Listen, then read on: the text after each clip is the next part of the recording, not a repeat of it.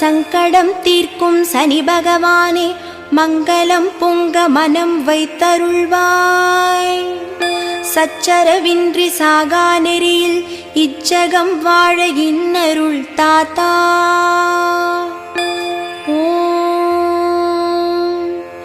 திருநள்ளார் க்ஷேத்திரத்தில் திருக்கோவில் கொண்டு திருவருள் பொழிகின்ற சனீஸ்வர பகவானே போற்றி.